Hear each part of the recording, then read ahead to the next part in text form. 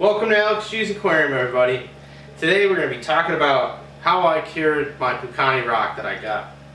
Now I only bought 5 pieces of it, but they are quite large pieces, and here's 3 of them sitting on my bench here. I honestly couldn't fit the other ones all on here, otherwise I would have. And I wanted to share with everybody just how I did the curing process. I know there's a lot of videos out there on it. I know BRS TV has just done one as well that focuses on several different methods of curing Pukani. But I wanted to kind of share my experience with it. Unfortunately, a lot of the footage I shot while doing it didn't turn out that great, but I wanted to explain the process I used.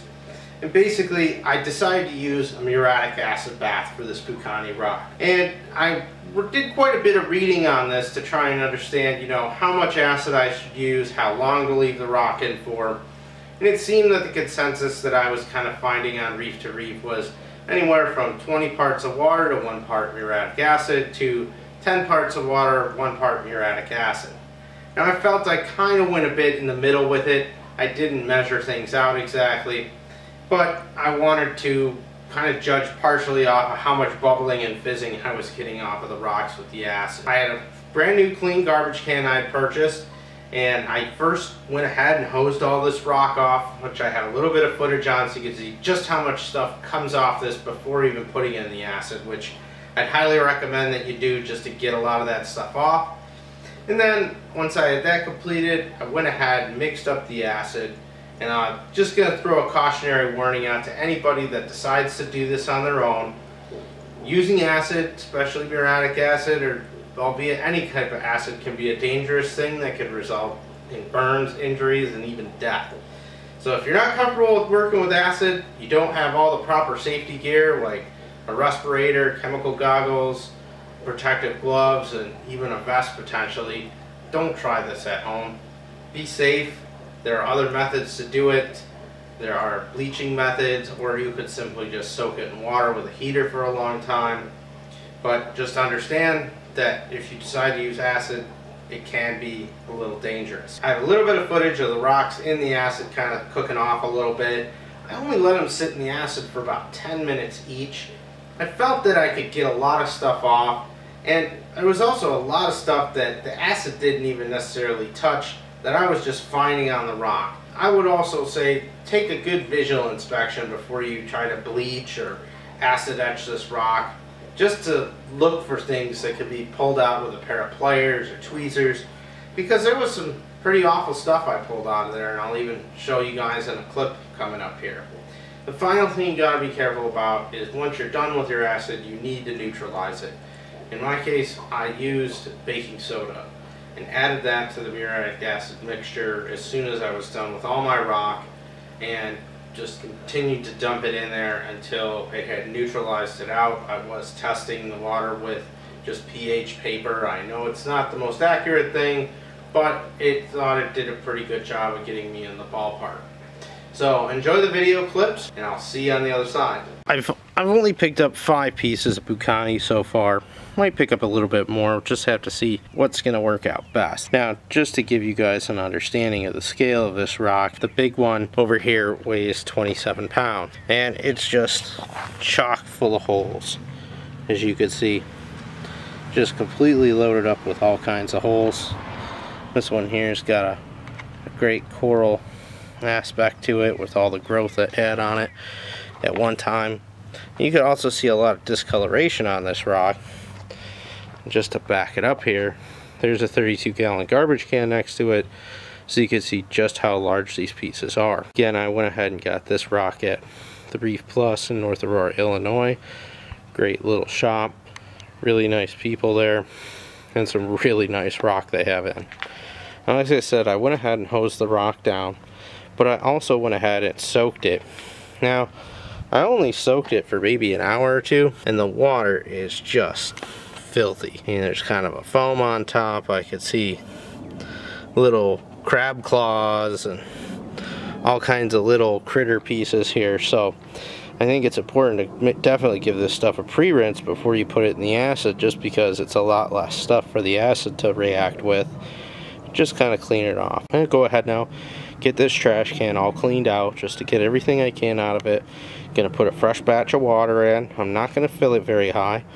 Then I'm gonna add some acid to it, and we're gonna start off with the small piece here and see how that works, just to experiment with it, because it's a small enough piece to where I could do it with one hand and do it gently. I don't want to splash this acid anywhere on or near me. I want to be very careful with it and just kind of monitor this rock. And zoom back into the smaller rock, and just to give you an idea with this Pukani, you know, it is very porous rock, and since it came out of the ocean, you get all this extra stuff on it. As an example here, I'm not sure what that is, but I don't want it in my tank. That's the whole point of this acid bath, is to get stuff like that that's not on the surface and deep in the rock out.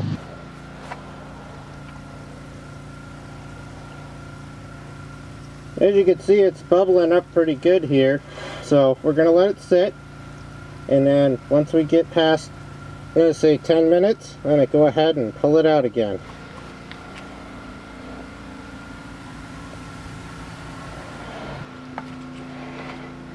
The foam is literally still rising up because of the reaction with the baking soda. I've gone ahead and checked the garbage can again visually, and the foam that was getting bubbled up from all the baking soda getting added has, for the most part, just dissipated down. There's still a little bit of bubbling coming up, but most of it's gone. I'm going to go ahead and hit it again and check the pH here with this paper. Now we're definitely getting back up into the 7 range. I'm going to let it sit a little while longer until the bubbling is completely stopped. Alright, go ahead and everything neutraled back out to above 7. So went ahead and disposed of the water in the garbage can. You can see all the rocks. I can't really tell. I mean, they'll definitely look like they've lightened up a bit. I could tell some of the organics that were on here where the rock was looking really dark have come off.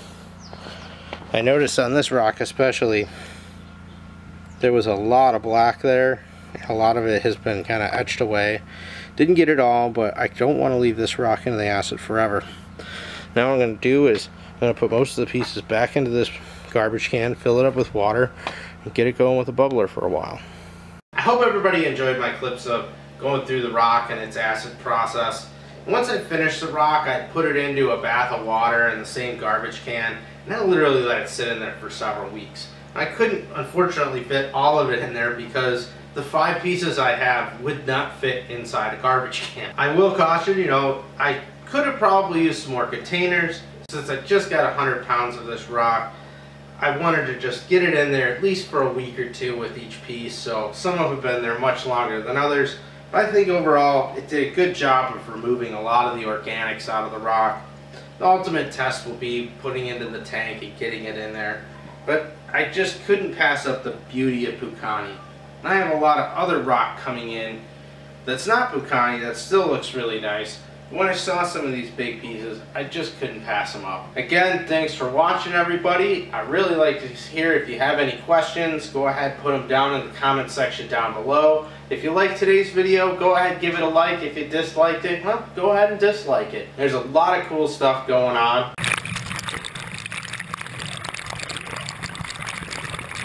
What was that? Not sure what that disturbance in the video was, but I'll make sure I check it out. It might be a preview to something up and coming in the next few weeks. Stay tuned.